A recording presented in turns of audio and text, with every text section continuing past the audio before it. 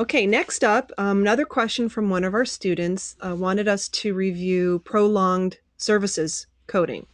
So what I did, because we're trying to make it so for the replay club people, they get a nice packet and they get all these little sheets. And for some reason, people love to see pictures of my marked up, messy handwritten in CPT manual.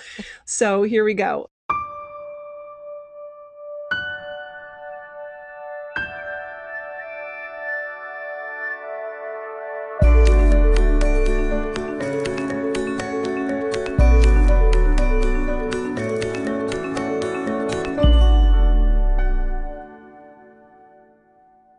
Okay, so this is right from the CPT manual. I think one of the things that is unique about our course and the Blitz is that we teach from the manual. Textbooks are great.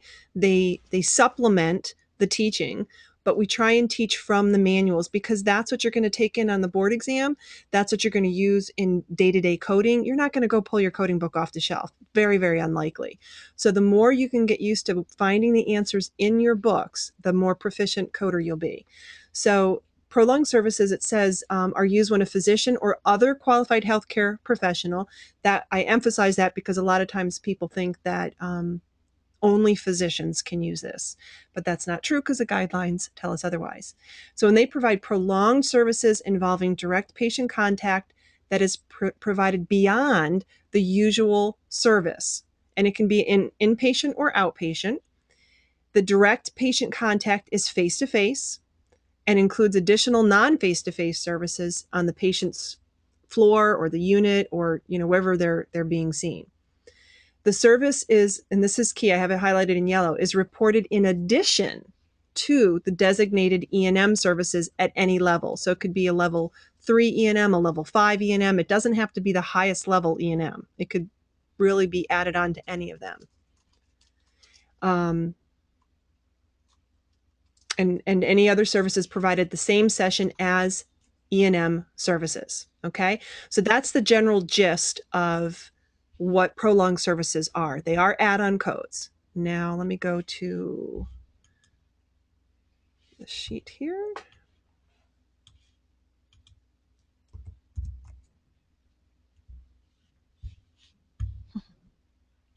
I always like seeing your marked up book too. Messy, messy. Okay, so the first thing you'll see when you turn to prolonged services in the E&M section of your CPT manual is this table. And you'll hear me say in the Blitz videos, don't be a hero. Don't try and do the math. If CPT gives you a table for time, use the table, okay? So if you have less than 30 minutes of extra time, you're not going to be able to bill prolonged services. It's going to be bundled into whatever E&M level you're coding. Once you hit 30 minutes of prolonged services, extra time, then you can start using these codes. Now, there are really three pairs of codes. That's how you have to view these, and then they become very easy to code.